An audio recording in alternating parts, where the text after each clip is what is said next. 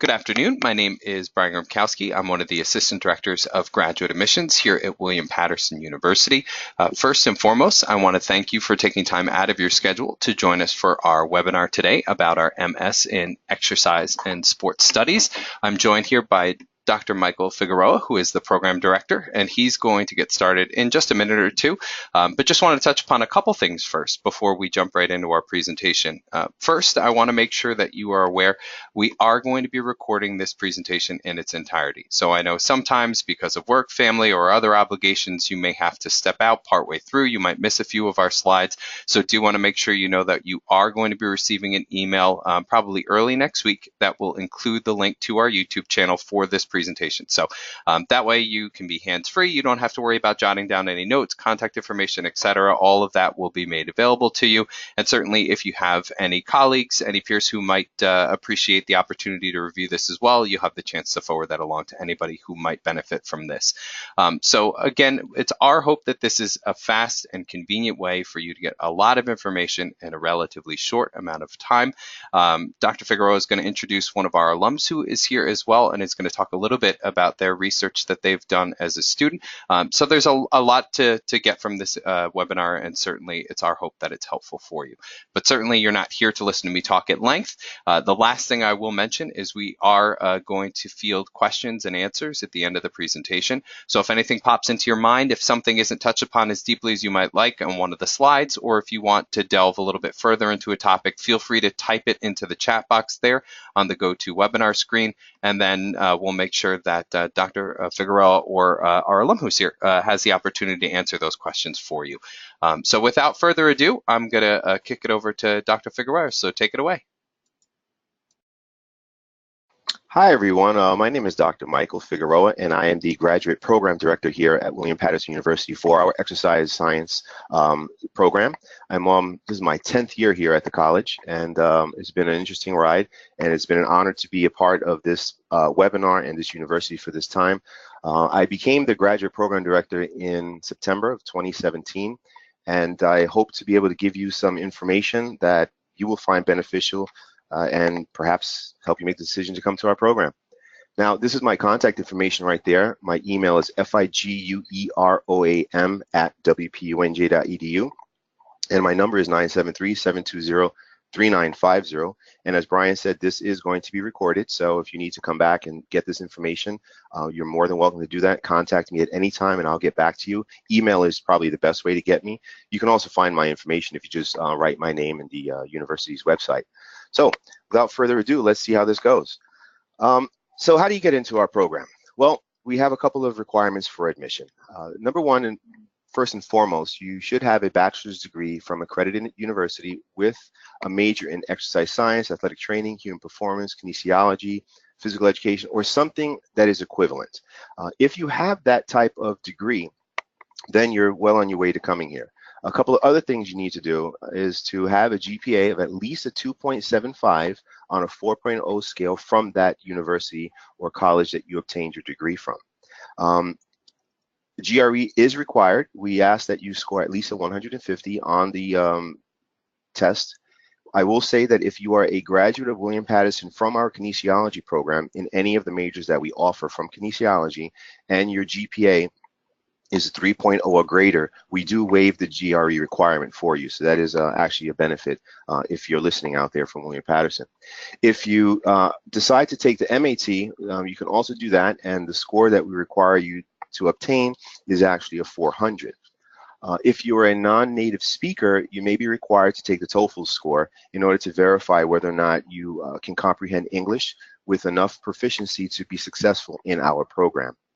We also ask that you submit to us an essay of at least 250 to 500 words, and this essay is really describing what your goals are in your profession, what your experiences are, and why you are choosing William Paterson as your school. And also within there, what it is that you would like to do with this degree. 2 letters of reference are required, at least one from a professor.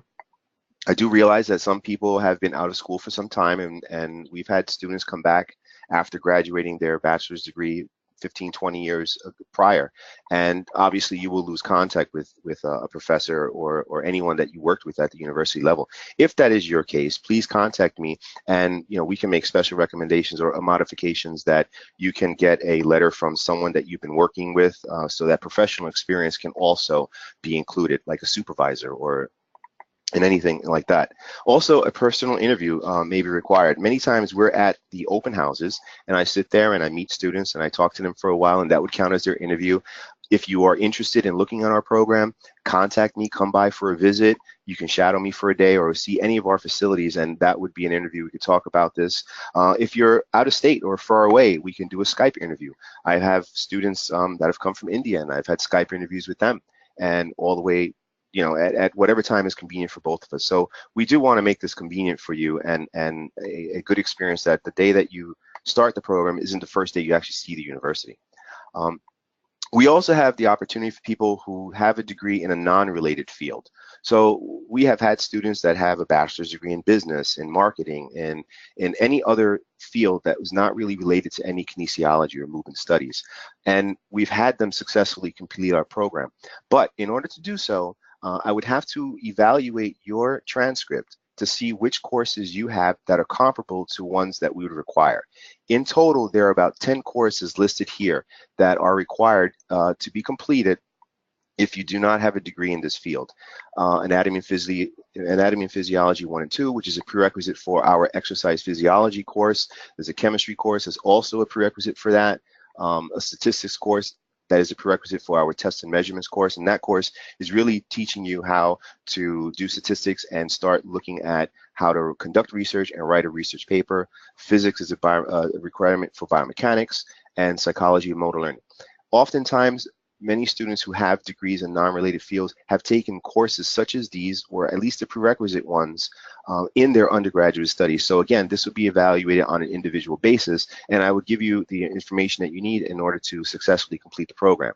If you were to decide to do this and go in this non-traditional route, it would take about 1 academic year to complete. We have 2 students right now that are doing this and should be starting this fall. You would take about 4 courses per semester, fall and spring, and perhaps 2 during the summer, and that would give you the prerequisites for our program. But again, this would be on an individual basis. So if you are an individual who has a degree in a non-related field and are interested in pursuing a master's degree in exercise science, please contact me, and I will be more than happy to discuss your options and the opportunities you have available for you. So, regardless of which type of student you are, if you get accepted, what do we offer? And this is the listing of our courses. Our core courses are offered every semester. In total is 36 credits for our master's degree. There are no prerequisites for the first 2, the Intro to Research or the Research Methods and Design course. So usually, traditionally, the Intro to Research course is offered in the fall, and the Research Methods and Design course is offered in the spring. We have students starting in the spring, some students starting in the fall. You're not going to be lost if you start on an odd semester, because the courses have individualized content that are self-contained, so you will be okay with that. The seminar course I'll discuss a little more when I get to the thesis and the internship opportunities. Our core courses are listed as follows. There are 5 core concentration courses, and the description of the course is pretty much exactly what the title says. So we're taking concepts and courses that people have taken at the undergraduate level and bringing them several steps further, so that they're exploring more and more detail and a much more in-depth study of specific areas of topics. For instance, cardiovascular physiology and metabolic diseases can be very similar to what one has taken, like a special populations course and exercise physiology. We have advanced physiological principles of human performance. Again, that's looking at exactly that, how we can perform better and what are the metabolic and dietary needs for any athlete. And we do take it in different areas every semester. These courses are offered on a 2-year cycle, though. So this particular semester coming up the fall, the course Cardiovascular Physiology and Metabolic Diseases and Neuromuscular Physiology are the 2 core courses, concentration courses that are going to be offered this fall of 2018. They will not be offered again until 2020. So some people may be asking, well, how long will it take to finish the degree? If you're coming here full-time, 9 credits per semester, it will take 2 academic years, but I'll discuss that a little more at the end when we get to the question and answer section. We also have some elective courses here. Now, these elective courses are offered on a 3-semester basis. So right now, because of the way the cycle is, none of these elective courses are going to be offered in this fall, but we'll be offering this biomechanics course in the spring coming up. Right now, this semester, we have the special topics course. And again, you're allowed to choose any of these 2 courses as you see fit. If you want to wait for a biomechanics course, if you want to wait for a psychology of sport and exercise, that's completely fine. That's your prerogative. Along with this, you are allowed to take 2 courses, 6 credits outside of the major. So if your interest were to take a course that's similar to one of these at a different location or something that interests you, we would talk about this and make an arrangement to make sure that the coursework you're trying to substitute is comparable to what we have. But again, that's an individual basis, and we have had many students do this successfully based on their own specific needs or lifestyles. At the end, you have to choose one of the 2 options, either a thesis or a non-thesis practicum or internship. And what does this entail? Well, I'll start with the internship. The internship is 450 hours of observational, hands-on experience in any type of setting that we deem is fit for your needs. It's taken over the course of 2 semesters. That's why you see 6 credits. So let's make a scenario. A person is going to be doing internship. They're in their 2nd year, because thesis and non-thesis are courses that people take during their 2nd year of study. And one semester they'll take 3 credits for internship, and they'll be taking seminar for 0 credits. And that's in order for us to help you develop your strategies, whether you're in cardiac rehab, other clinical settings, sports specific. We're looking at the training model. We're looking at topics that may come up to prepare you for your setting. The thesis option is also 6 credits, again, taken over the course of 2 semesters, 3 semesters each. And in that course, you're also doing the seminar for 0 and 3 credits. And when we go into more formalized advisement, I could explain what I mean by that. The thesis is an option that we do encourage that people take, because it does look really good on a resume, and especially it depends on what your goals are. If some students are interested in going on to pursue their doctorate, then I would say a thesis would look really prestigious, because it shows that you have an interest and an affinity for doing research in any area that interests you. If you're a person that wants to go into, let's say, I'm just going to use an example of strength conditioning as an example, and you wanted more experience in that area, well, then an internship might be the best opportunity for you, because that would give you more hands-on experience. We have had students go to internships in our program with the U.S. Olympic Training Center. We've had them work with the New Jersey Jets. We've had them work with the New York Jets. Apologies, they're in New Jersey, as we are. Also with the New York Knicks. We've had them with the Islanders. We've had them with various very successful strength and conditioning programs in sports-specific teams.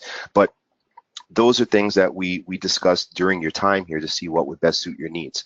Some students that are still interested in that field may also want to do a thesis, because they might be interested in a certain modality or a certain training protocol that they would like to experiment with during the year.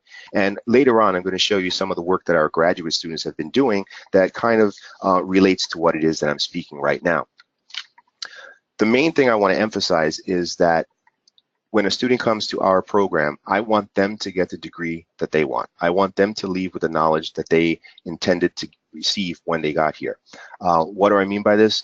You have to take these courses, and you have a little bit of leniency with regards to the electives and perhaps taking 2 courses outside of the major.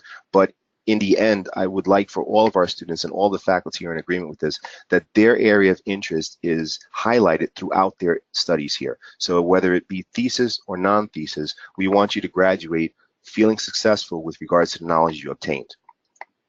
So here are our facilities. Very proud to say that our new labs, I should say, opened up in 2017, fall of 2017. And this was about 3.5 years in the making. We have an entire new wing. It's beautiful, and I'll explain some of the equipment, and when I show you some of the posters of the students, I can highlight things that you might not be able to see. But pretty much our human performance lab, if the human body can do it, we can measure it. And we have equipment that is all updated, and some that is still being unpacked, because we have so many new toys to play with. I'm very happy about that. But in the if I go from right to left. On the side over here, we have an anti-gravity treadmill. It's a little difficult to see in this picture, but one of our students has a poster that I'll show you in a little while that shows this device in more detail. And in short, our anti-gravity treadmill is a device that was developed by NASA, and it allows us to unweight an individual, meaning you can stand in this and get connected in, and we can remove up to 80% of your body weight. So you can be walking on the ground as if you're on Earth, or we can make you feel like you're on the moon. It's a little difficult to describe, but it's an incredible experience to be a part of. On the side here, we have all brand new Monarch cycle ergometers where a lot of metabolic testing is performed. We have an ECG, a clinical ECG unit, so we can measure and monitor cardiac activity and electrical activity. We have 2 metabolic carts that allow us to measure metabolic function, cellular activity, substrate utilization, whether you're burning carbs, protein, fats, when you reach certain thresholds of anaerobic thresholds or lactate thresholds, so we can really tailor an exercise prescription for any individual. We have several new treadmills. They all are integrated with telemetry heart rate capability. Blood pressure cuffs, we do emphasize this for our students, especially when they're going into the clinical setting. And over here on the left is a little orange, yellow, red bike over here. That's our Wingate bike, and that's one of our anaerobic power tests. I have a graduate student here. His name is Karan Patel, and he did work with that particular device, and I'll let him talk about that when his screen comes up. Our room is a smart room. We have a huge computer screen here with a monitor. We're allowed to project information from students onto the screen when we teach. On this left-hand side, we have an office, and behind these walls, the pictures on the bottom, we have a phlebotomy lab, and one of our colleagues, Dr. Emmons, she does a lot of the phlebotomy work here, where we take blood samples and we can measure lactate in the blood, we can measure cholesterol, glucose. She does a lot of work on postprandial lipemia, which in another word is how your body processes fat after you eat. We also have a hydrostatic weighing tank, which you can see on the right-hand side, the body composition lab, a changing room. And opposite this, which I didn't take a picture, we also have a kitchen. It's not for us to sit there and eat all the time, but we do offer courses in sport and advanced physiology and sport nutrition. And one of our goals is to start to utilize the kitchen and preparing foods and teaching students how to make these things healthy as rather than just working on supplements. Okay. Now, next, we have also a brand new biomechanics lab. There's a lot of equipment here, and in short, on the right-hand side, you can see there's a 10-camera infrared setup.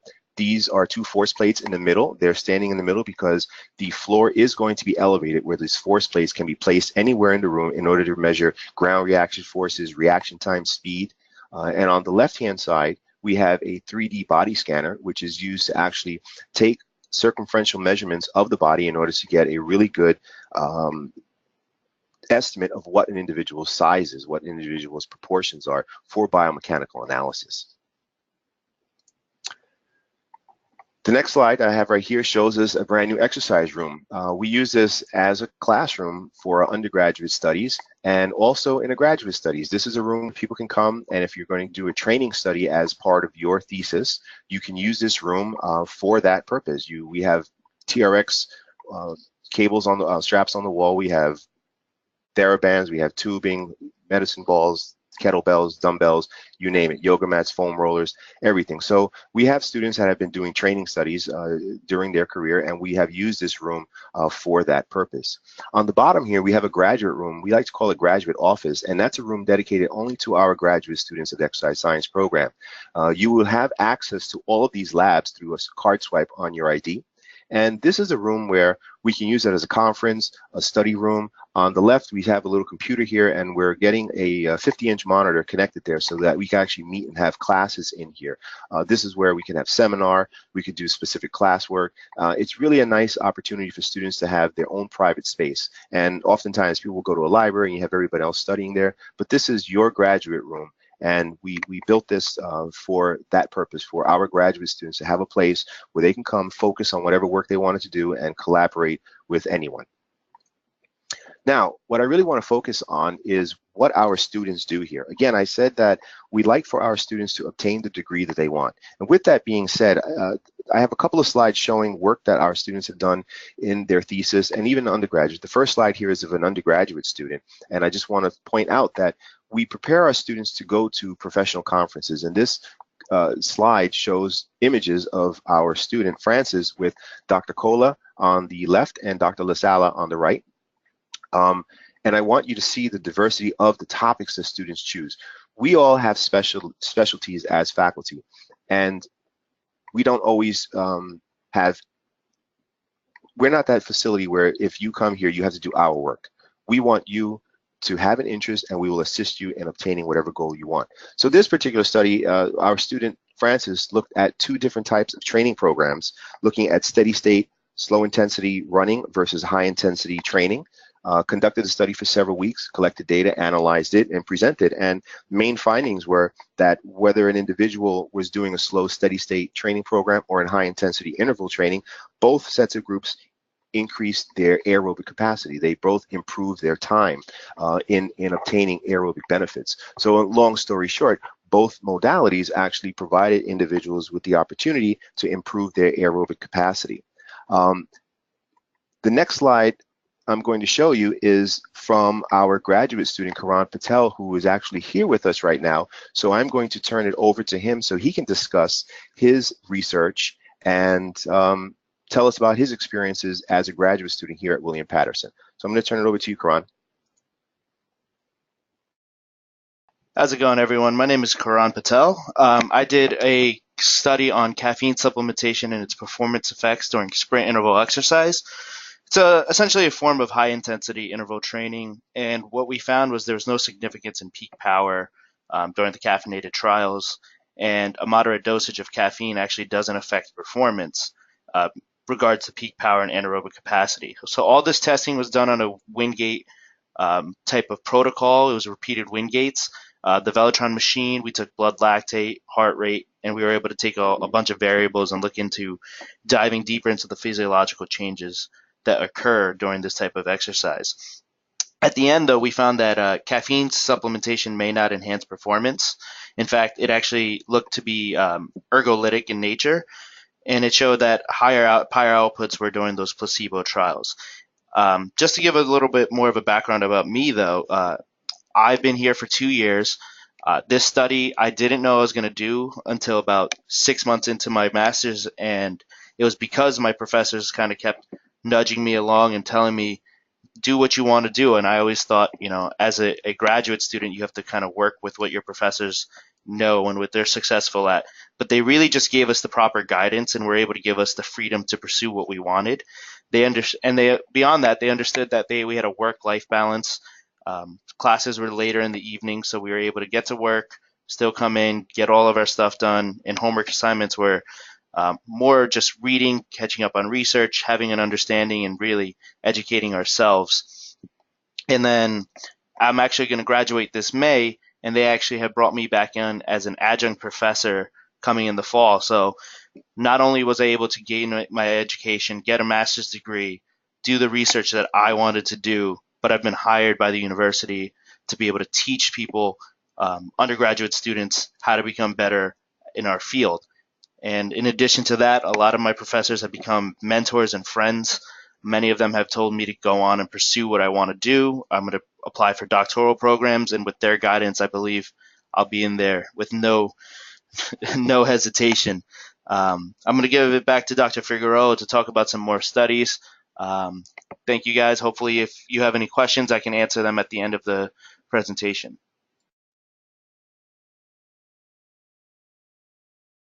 Thank you, Karan, for that. I really appreciate what you said.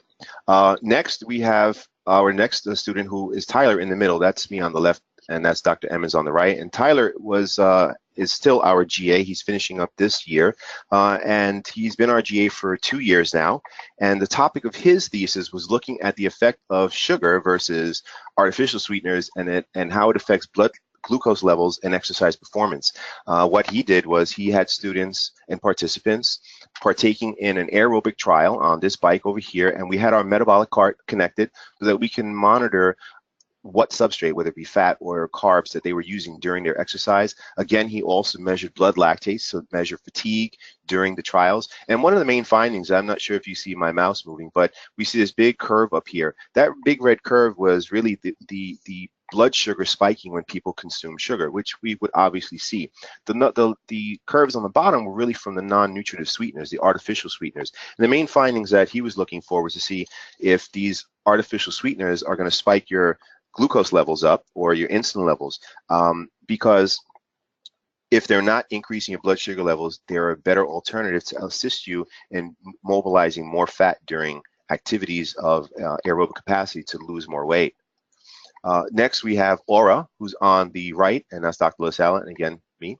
And this actually happened about 2 weeks ago at the university. They really want to see, they really enjoy seeing the work that students put in to their studies as well as faculty. And we do share this. It's called Explorations Week, and we highlight the work that faculty and students do. And I will say that our faculty really does include students in their work, and we share all of authorships with them as well. So many of these things will be published. In the past, we've had many of the studies published in research journals, and students are either first, second, or third author, depending on how they work. If it's their thesis, they're 100% first author.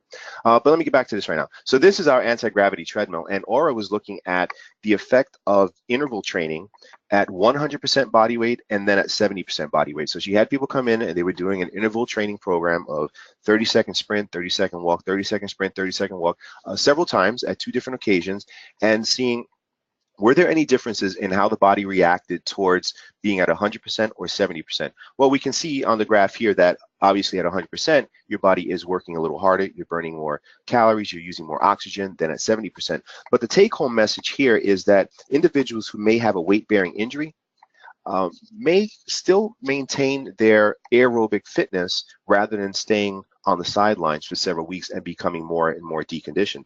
We also do a lot of research with this with individuals who are overweight or obese and looking at caloric expenditure, and we'll be presenting some of this work at the annual American College of Sports Medicine Conference in Minneapolis in June, May and in June. So if you're in the area, you want to stop by, please come by.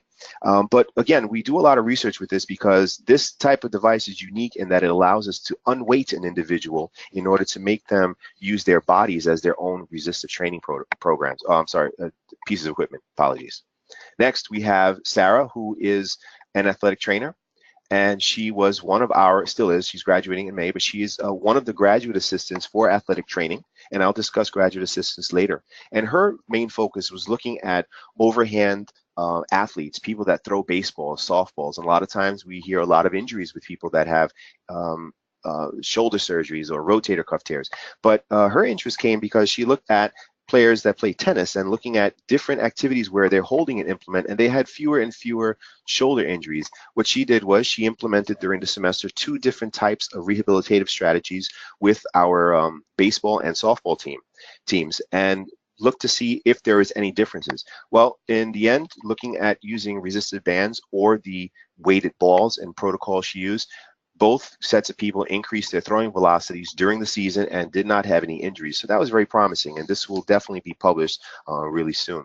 Here we have another one of our graduate assistants who was an athletic trainer, and his name is Ben, and he looked at 2 different warm-up training protocols for athletes. One of them was a traditional protocol. We had people warming up, doing different stretches, and the other one was, as you see here, people were connected with an EMG machine, which is allowing them to stimulate the muscles through external electrical activity to warm up the quadricep muscles. And what he did was with both groups had them do some agility tests for aerobic power to see if there was any differences in how they performed, whether they were stretching, traditional warm-up versus this electrical stimulation warm-up. And his findings showed that there was really no difference in either of the 2 groups. Yes, there were some people that performed better with the dynamic warm-up and some performed better with the EMG. But in the end, since he is an athletic trainer and does work with athletes who may be injured at times, this is showing to be a promising way of warming people up in a separate modality in order to assist individuals who may have some type of injury or any type of condition that needs some extra attention. Next, we have Zach, right? Zachary Robbins right here, and he is also my thesis student. He looked at 2 other methods of warm-up. You can see right underneath the pictures here, he had sets of individuals warming up either traditionally with certain stretches, dynamic, or looking at self-myofascial release with a foam roller. And his test was looking at vertical jump height to see if there was any difference in power for individuals who were actually warming up in one of two ways. As we know, sometimes people that are performing power activities benefit from tighter muscles because there's more of an elastic recoil. But in the end, what we looked at was similar to Ben's study, that there was no difference between the two groups. Both of them were able to successfully increase their vertical height, regardless of the method of warm-up. So again, another type of modality that can be used by individuals or athletes in their training repertoire. Here we have one of my students, Erin, who actually is doing her internship. So while she's doing her internship in cardiac rehab, I also had her present her case study, which is really looking at a specific patient who she's treating at the hospital in cardiac rehab, and we discussed their background information, the medications that they're on, and also their treatment plan. And this is a highlight of what they do for this individual in order to rehabilitate their heart, in order to get them back into their normal activities of daily living, normal daily life. Because the main thing that we like to see is that people regain function and have a much healthier and happier life. So what can you do with a degree in sport medicine and exercise science? Well, I'm going to highlight a couple of different opportunities that you have here. One, the obvious thing is to be an exercise physiologist, and we can study every aspect of the human body and work with a variety of populations, whether they be healthy, clinical, special populations, sport specific. So there's a huge opportunity for many people who want to work in the exercise physiology field. At the end, I'll talk about certifications and what you should probably be thinking about if you're in this field.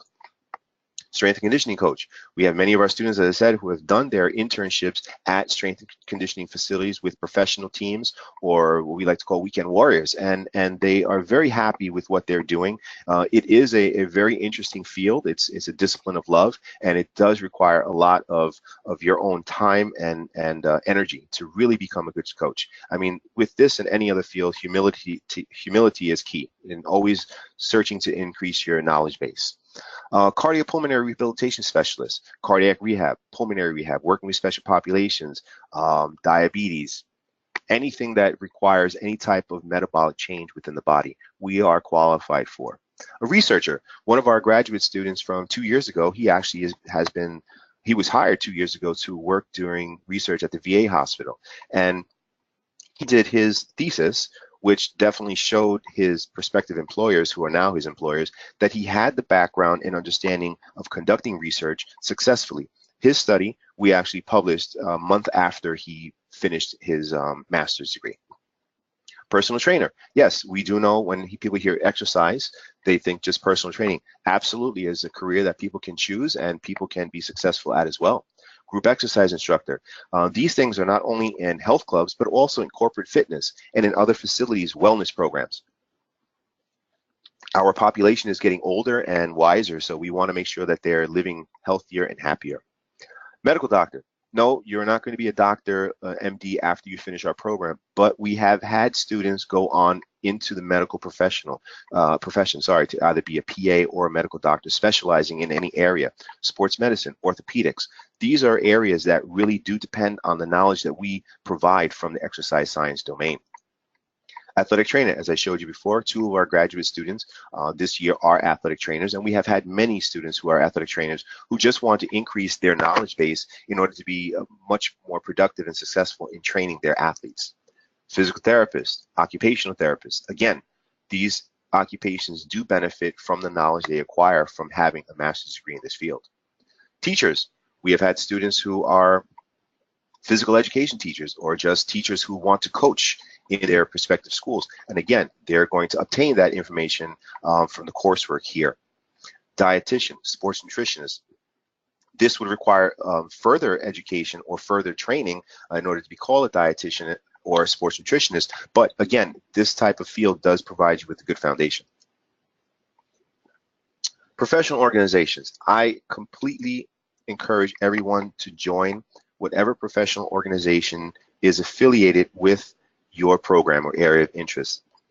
At the university, we follow many of the guidelines from the American College of Sports Medicine and the National Strength and Conditioning Association. We are a recognized institution from both of those organizations, and students that are looking towards any strength and conditioning certification, CSCS, we are affiliated with them, we follow their curriculum, and we're recognized by them.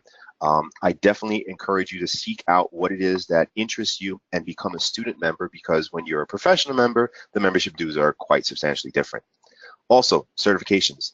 All of these professions and all of these domains require, sometimes require further certifications from national organizations in order to demonstrate that you have the proficiency in any area of specialty. So these are things that you might want to start thinking about. I'm coming towards the end of what I want to say, but I'm going to turn it over to Brian now and see if we have any questions from you guys out in the audience. Brian? Thank you very much.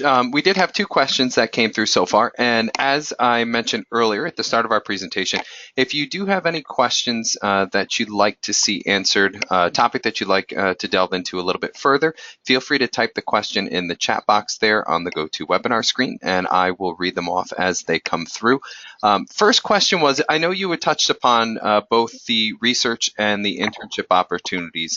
But what about a student that is interested in doing both during the course of their graduate degree? That's a very good question. We have not had a student do that yet. I don't know as I said, I became a program director in February, and this past September 17th. We haven't had anyone do that yet, but that would be a very interesting task. It would be a very interesting opportunity, and one that I actually would probably encourage. If somebody had a real good reason as to why they wanted to do that, I think I would support that. Yes. And then also, can you talk a little bit about the versatility that's available in terms of a student picking their own research topic or having some say in the topic they pursue? I know it got touched upon a couple minutes ago, but from your experience, is the department supportive of students kind of choosing their own route with their interests? Yes, that's a great question. We are 100% in support of any research topic that's feasible for our students to conduct research on. And I just want to touch base as far as a thesis. I tell all of my graduate students, keep two things in mind. One, you're not trying to win the Nobel Prize here, and two, you're not going to reinvent the wheel. So you have to figure out something in between, and we're here to help you. And I hope that the slides that I showed you show the diversity of topics that our students have chosen.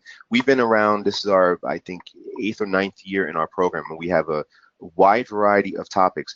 As I said earlier, many of us faculty have our own area of interest and specialty, but we all have the foundation to provide our students with the guidelines to conduct any research that they have. We do have support, we do have funding for our graduates in our graduate program. We do have a budget every year, and we do purchase equipment as needed, provided it's within the budget.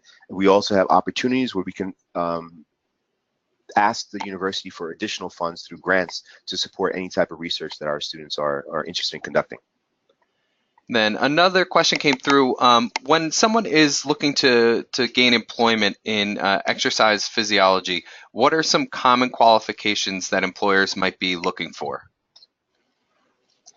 Great question. So I would say several things. Most of the time, and I would say this should be on the top of their list, they want to make sure that you have an academic background from an accredited institution, one that is recognized. They would like to see the coursework that you've done. So I tell people in your resumes to put down things that you've done. For instance, if you've taken a lab course, what type of measurements have you done? Are you proficient at blood pressure? Are you proficient at metabolic heart? Are you proficient at screening for whatever?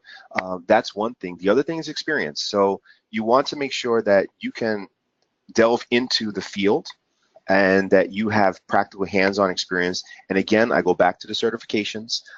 You can have a degree in the field and another person has the same degree but has certification showing that they have specialties that are recognized by certifying agencies. They may get the job above you. So I think you want to look at the educational experience, life experience, and certifications beyond that from your school. And then you may or may not have this statistic readily available, but do you have an idea what the employment rate is for graduates of the program after they complete it?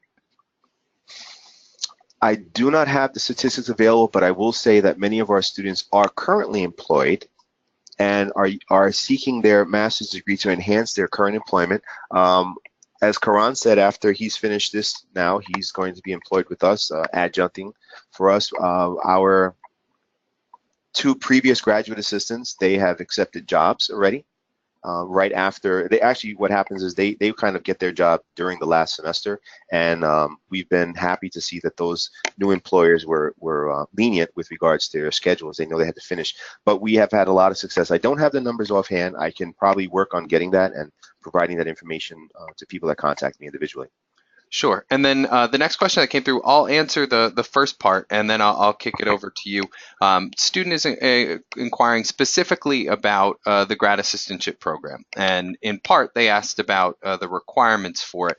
And I'll talk just about the application side of things. When you are completing the application on our website, wpunj.edu, as you're filling it out, there is the opportunity to check off that you want to be considered for a graduate assistant position here. And a part of the grad assistantship involves working 20 hours per week as a part-time employee of the university. And the compensation for that is a stipend that's built into it, as well as tuition being covered during the time of your appointment.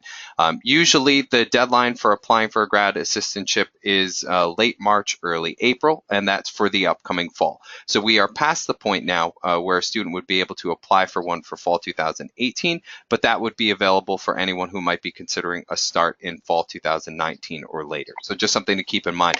But for yourself, would you be able to talk a little bit about your department's relationship or interactions with grad assistantships, or any students who've been grad assistants within your program? Yes. So as Brian said, there is a compensation for being a grad assistant and also tuition being waived. Now, with the 20 hours per week, what happens is you're pretty much working with the faculty in the lab. And our lab does a lot of testing, and we need a lot of eyes on everyone in there. Usually lab classes are between 12 and 15 students per. And the grad assistants are kind of like our second eyes. We really ask them to help us out. They're there setting up the lab beforehand. They're there breaking it down afterwards, and also helping to teach. There are times when we may be pulled to meetings, or we may say, all right, I can only work on this side with these 6 students. You have to be on that side. So during the first semester is really that break-in period where you're learning to use all of the equipment in the lab. And by the time you're in your second semester, you know how to use equipment probably as well, if not better than we do. And it's been a really good opportunity for everyone. As far as that goes, we generally have 2 athletic training graduate assistants that the athletics department chooses based on the pool that we have. And there are at this point 2 pool positions, which, as Brian said, are job opportunities throughout the university, and the graduate assistant in our lab. Currently we have 2, and we just want to try to keep that because it really does help all of us, and it enhances that student's education more so being immersed in this field. And that's it for the questions that have come through as of now. So I believe you were going to jump in and maybe touch upon some commonly asked questions that you field from students. Absolutely. So here they go. I think some of them were answered. Are graduate assistants available? I just touched that topic. Yes, there are. And as Brian said, there are deadlines to meet for these things. And for the fall coming up, we are kind of past that part right now. And we'll be interviewing people shortly in order to get that position. But if you are interested, please contact me via email, and I would like to give you more information as I can. Can you apply if you're a non-kinesiology student? Yes, you can. Again, you should contact me, send me a copy of your transcript and your interest in what you want to do.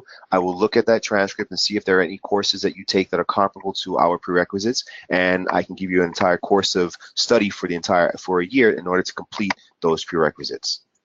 Next. How long does it take? Okay, so if you are a full-time student, which means 9 credits per semester, then it would take you 2 academic years. 9 in the fall, 9 in the spring, 2 years. Do we have courses offered in the summer? The class courses are not offered in the summer. The only things that sometimes people take during the summer are either the internship or the thesis. So can it be accelerated? Maybe by a semester, or at least in one of the semesters you don't have as high a heavy workload. But again, that can be tailored towards you. If you're going to go part-time, let's say taking 2 classes per semester, it may take maybe 3 years.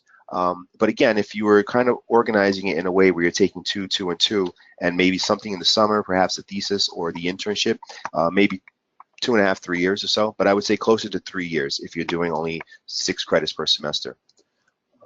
Is a thesis required? It is not required, but it is strongly encouraged if the student is interested in it. Okay, we're not going to make you do something you don't want to do. If you are really interested in doing an internship for more work experience, 100% we will support that. We are affiliated with over 60 different institutions or organizations within this area, and again, we have had people go out of state as well.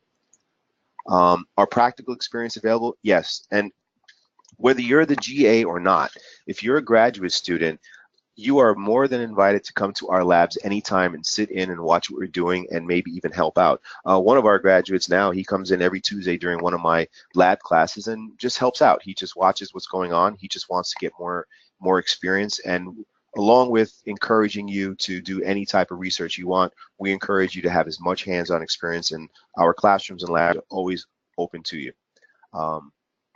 And I had one thing, any questions from the viewers, but I think we've answered them. And if there are no further questions, I would like to turn it back to Brian. But I want to thank you for taking this time out of your day to listen to our presentation. I hope that we were able to answer the questions that you may have had and highlight our university and our program.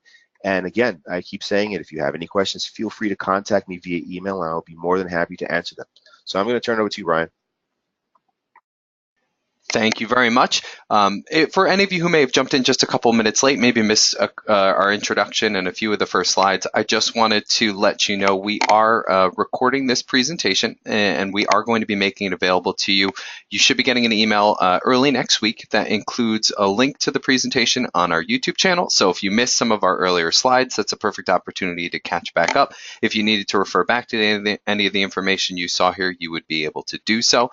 And I know it's looking a little bit further out, but did want to let you know we are going to be having our next graduate open house in August. So if you were looking for the opportunity to meet Dr. Figueroa in person, or if you are looking a little bit further out, perhaps not a start of fall 2018, but a bit later, it's a wonderful opportunity to get the chance to sit down with him, talk about your interests, talk about your background a little bit, and get some more information about the program. So just keep that in the back of your mind. You'll be getting an email invitation for that as well.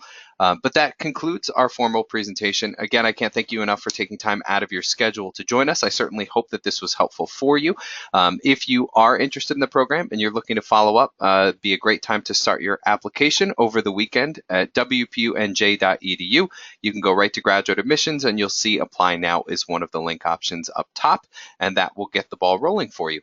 So thank you again for your time. Have a wonderful weekend and take care.